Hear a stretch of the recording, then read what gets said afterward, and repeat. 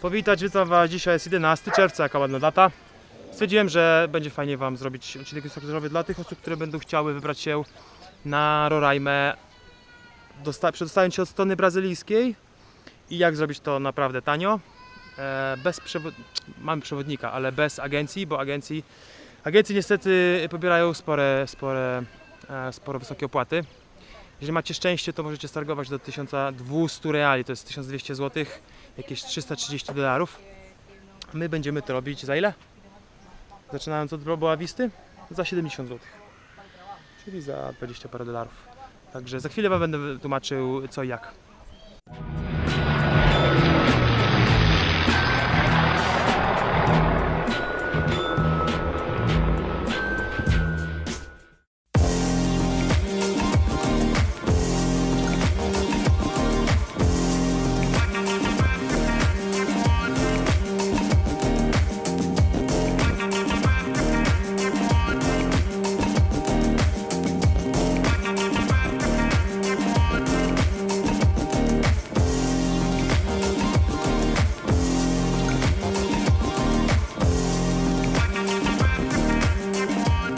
Siemanko, witam wszystkich, tu Niedźwiedź Wojtek.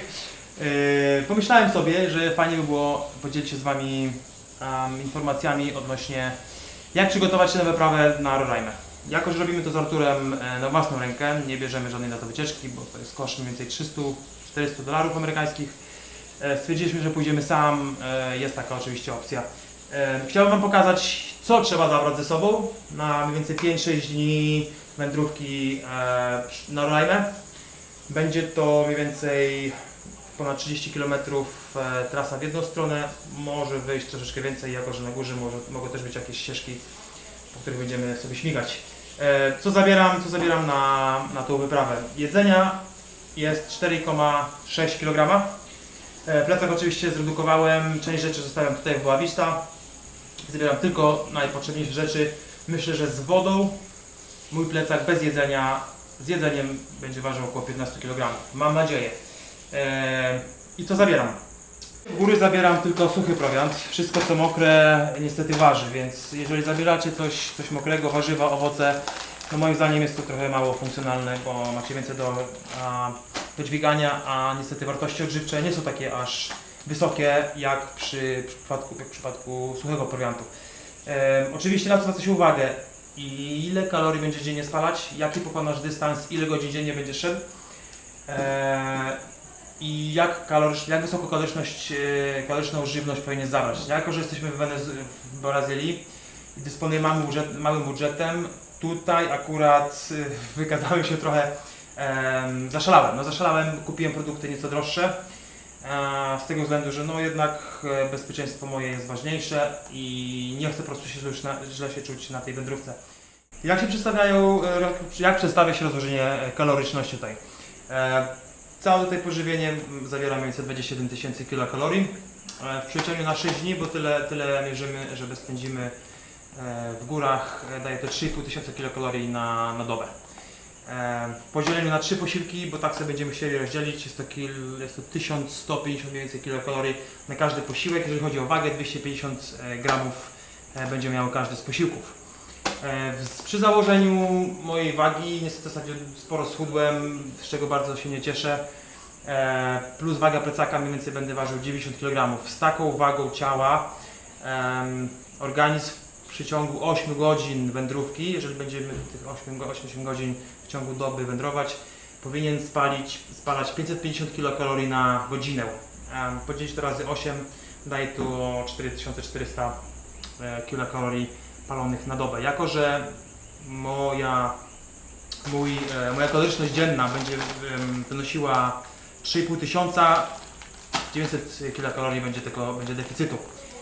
Na co się przekłada deficyt? Niestety na spadek wagi. Jak wiecie, a może nie wiecie, kilogram ludzkiego tłuszczu zawiera 7000 kilokalorii. I żeby spalić 7000 kilokalorii, musisz mieć deficyt. W tym przypadku będzie to 900 kilokalorii na dobę.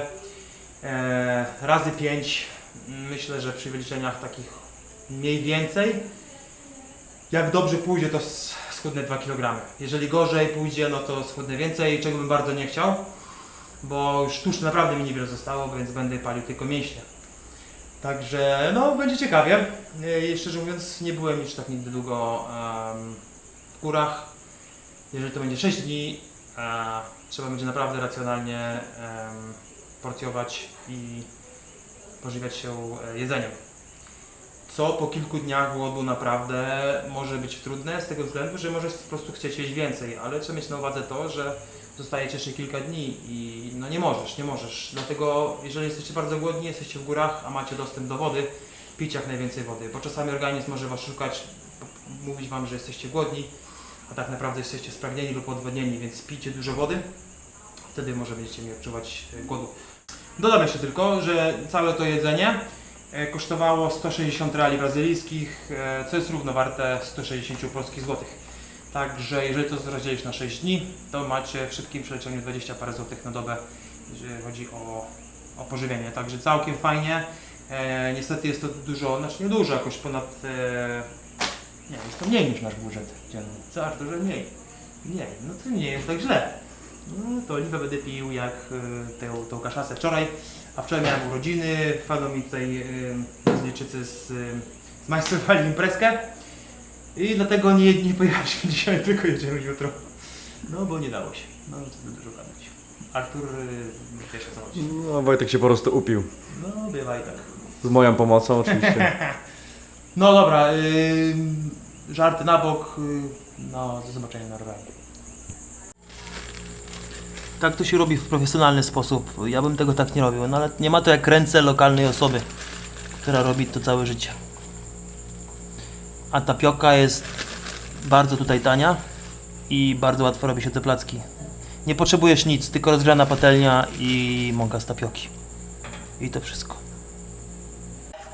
I taki gotowy placuszek, jak widzicie. Fajny, gęsty.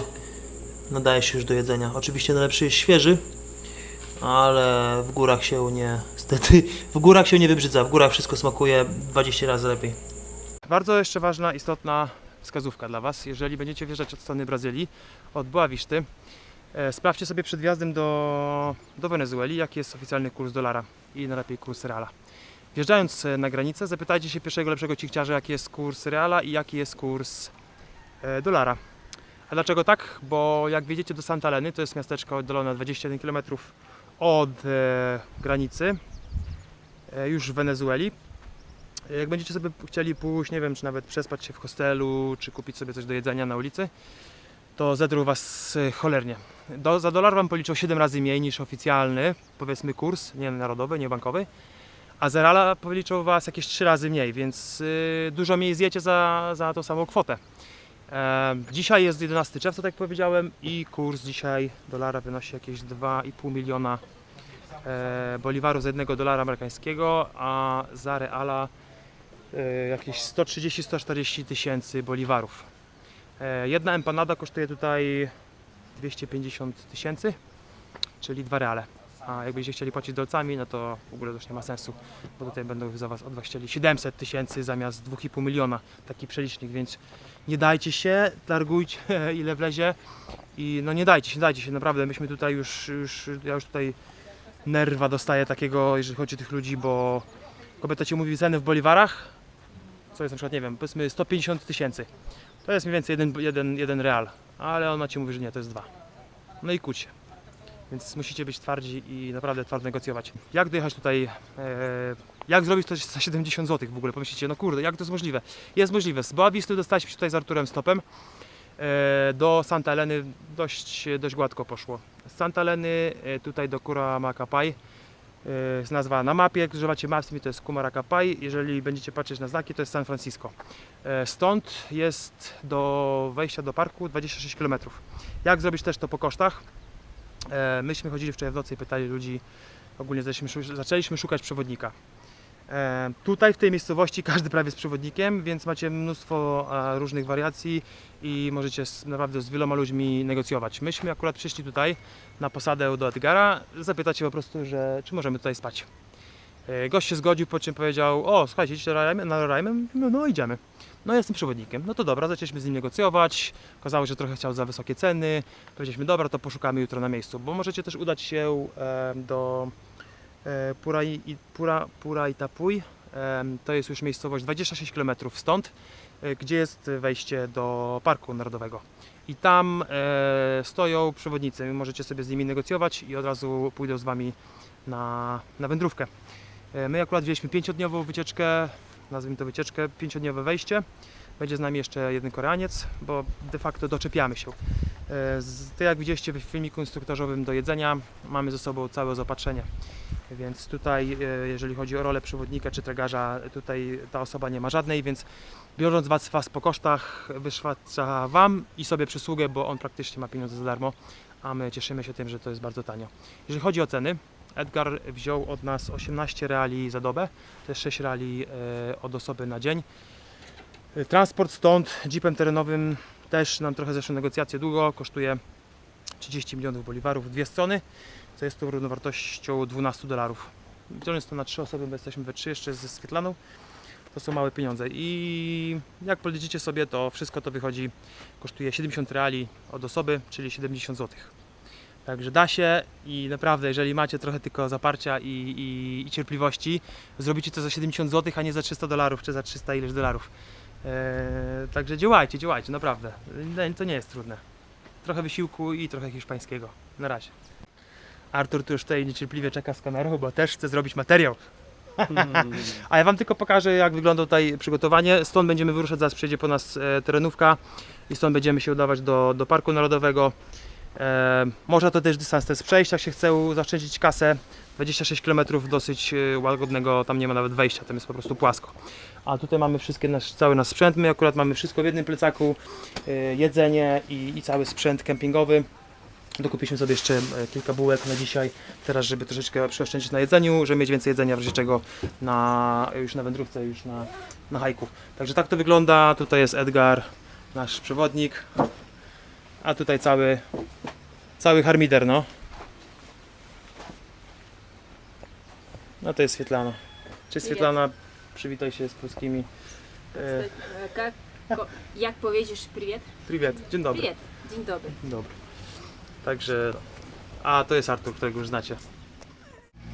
A to jest nasza terenówka, która nas zabierze 26 km do wejścia do parku. ¿Qué tal? Fino. Jest.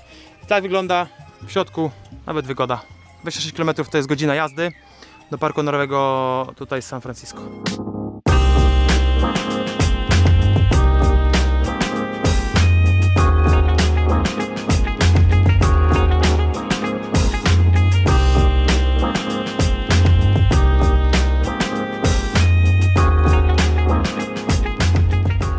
I tak oto dotarliśmy do Para Itapuj i stąd już zaczynamy wędrówkę. Dzisiaj tylko 11 km do zrobienia.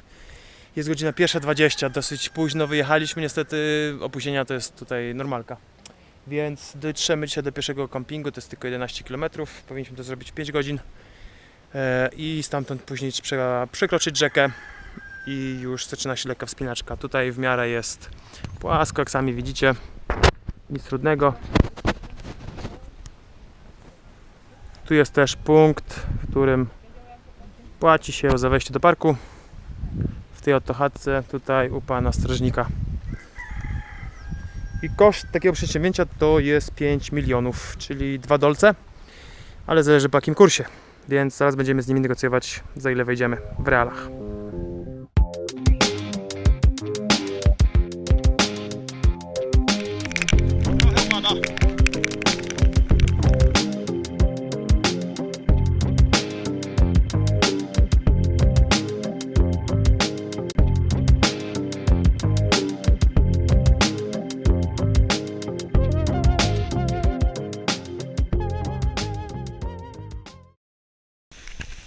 Mówili, że na Roraimie teraz jest niski sezon i nikt nie chodzi w ogóle w górę. To patrzcie, ile jest ludzi. I to jest tylko jedna grupa. A tu jest jeszcze nasz ziomeczek, z którym idziemy też. Cały czas robi zdjęcia jak to Koreaniec.